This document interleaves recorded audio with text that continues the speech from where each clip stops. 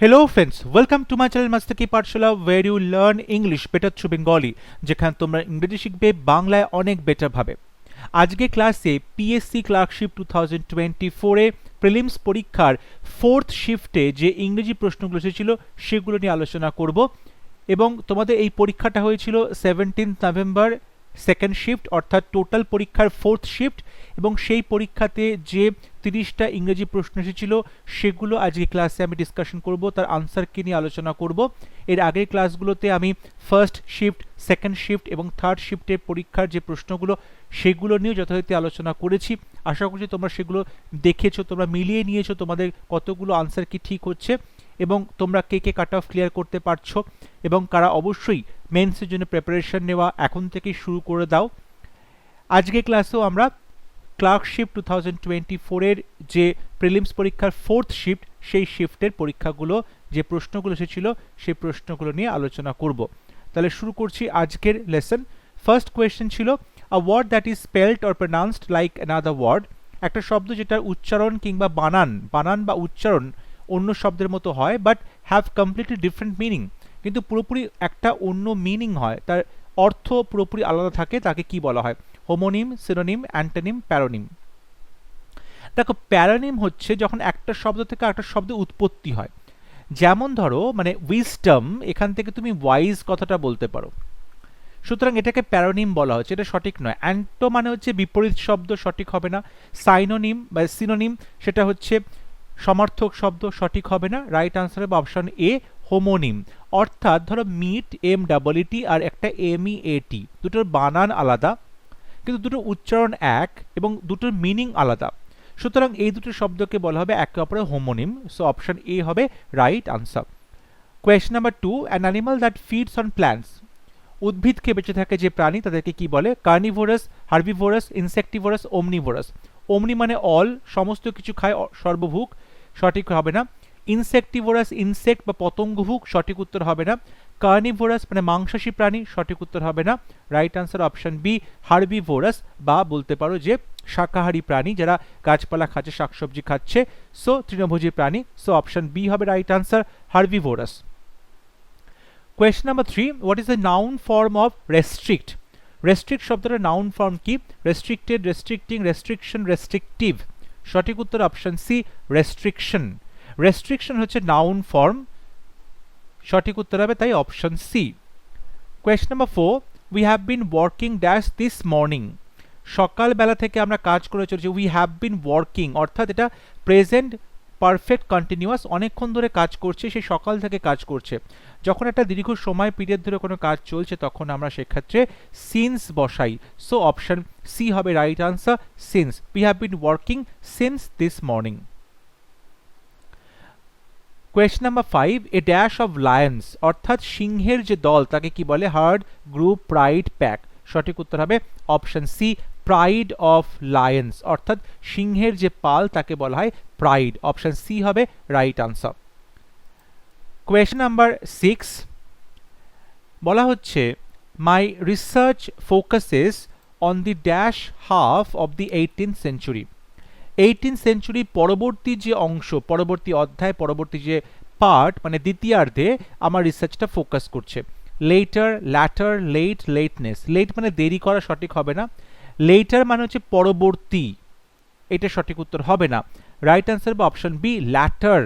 দেখো, যখন কোনো সিনেমার পরবর্তী অংশ, কোনো জিনিসের পরবর্তী পার্ট, কোনো কিছুর পরবর্তী মানুষ এরকম বোঝানো হয় তখন আমরা ল্যাটার, LATTER বলে থাকি।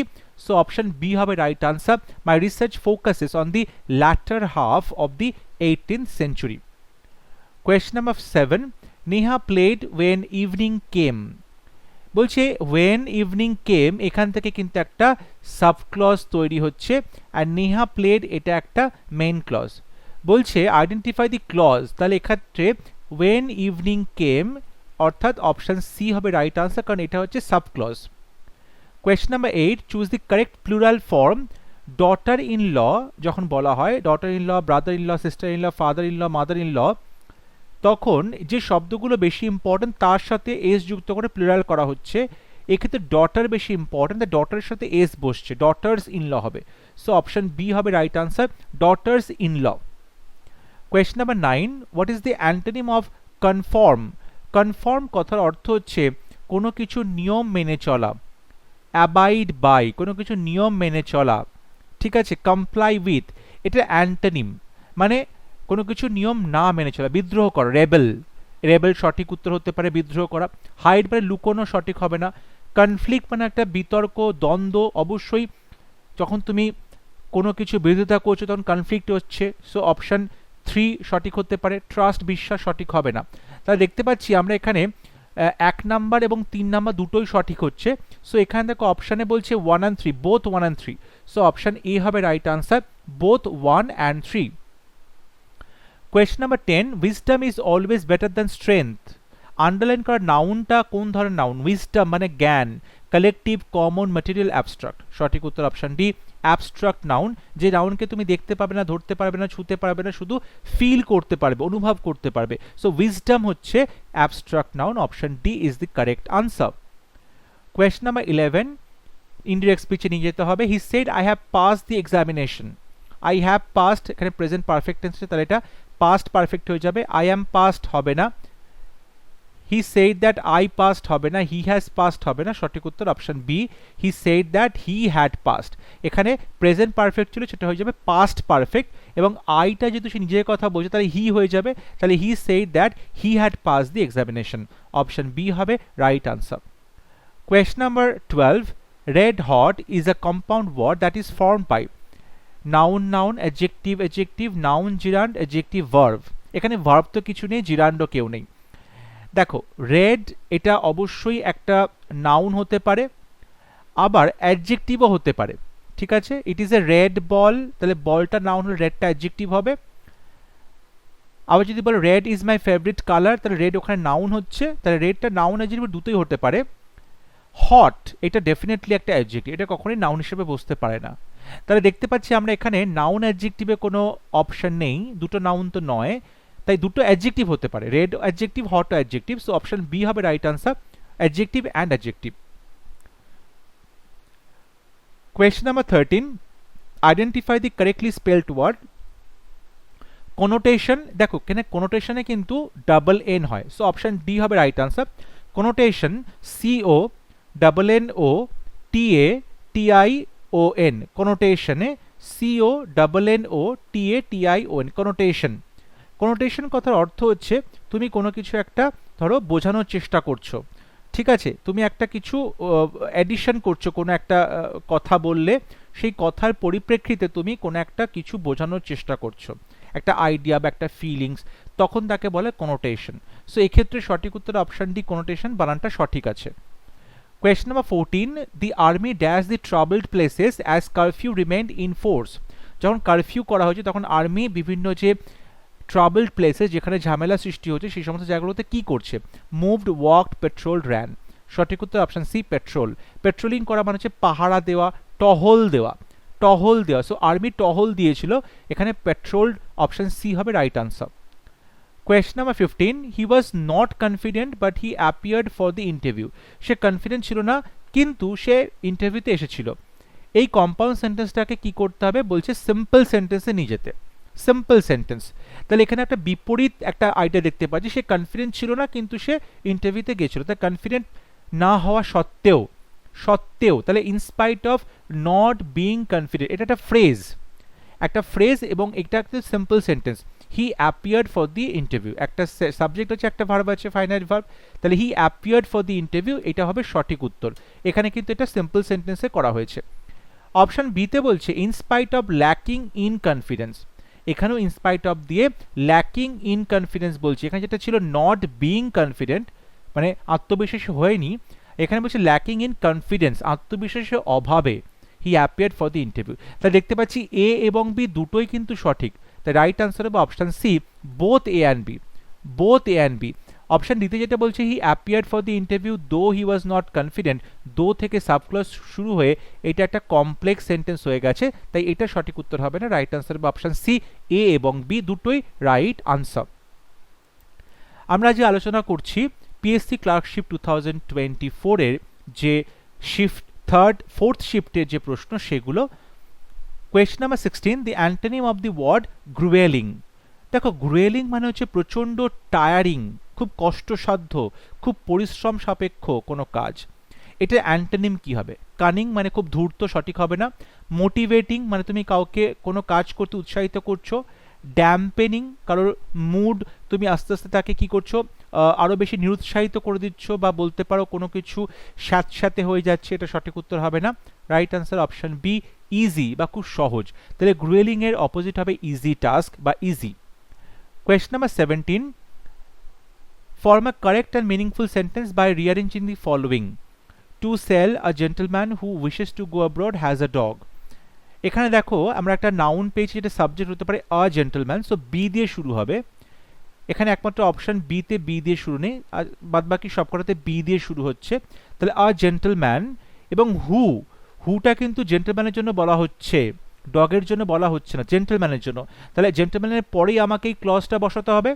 তাহলে হু উইশেস টু গো অ্যাব্রড, তাহলে বি এর পরে সি বসছে, সুতরাং অপশন এ কাটা হয়ে গেল, অপশন ডিও কাটা হলো, অপশন সি হবে right answer.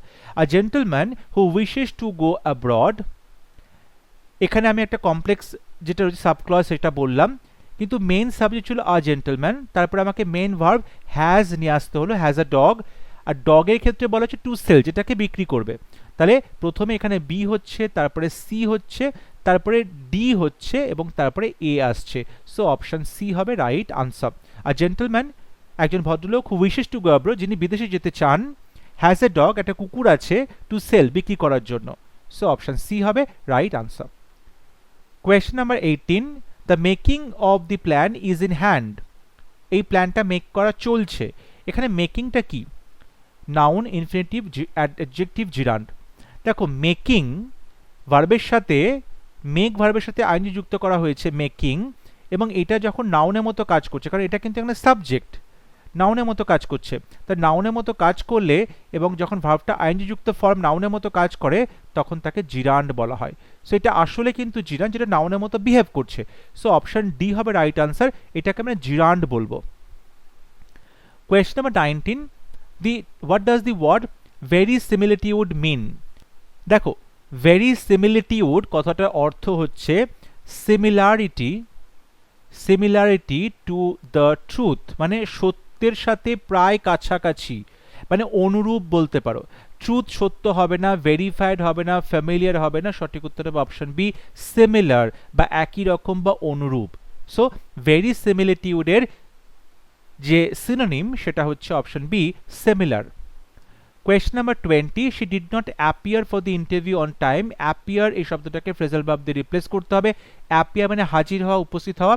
Turn out, turn up, turn upon, turn in, সঠিক উত্তর হবে option B, turn up.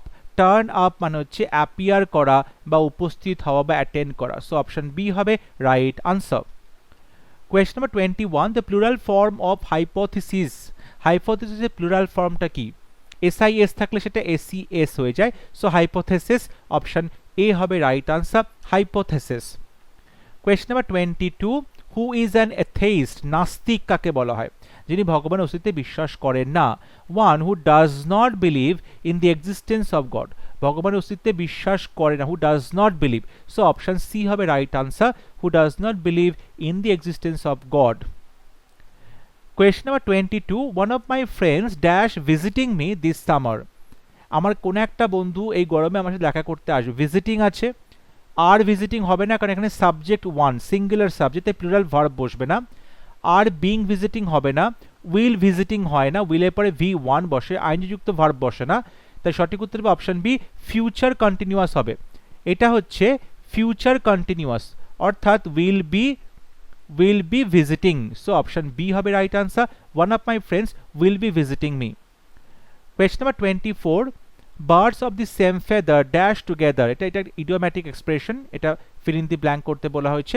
birds of the same feather dash together, পাখিরা একসাথে কি করবে? fly, chirp, flock, sing, সঠিক উত্তর অপশন সি, flock together, অর্থাৎ বলছে একই পালকের পাখিরা একসাথে মেলামেশা করে, ঘোরাফেরা করে, মানে তাদের স্বভাব একই রকম হয়, সো এখানে ফ্লক টুগেদার হবে সঠিক উত্তর, birds of the same feather flock together, option C is the correct answer.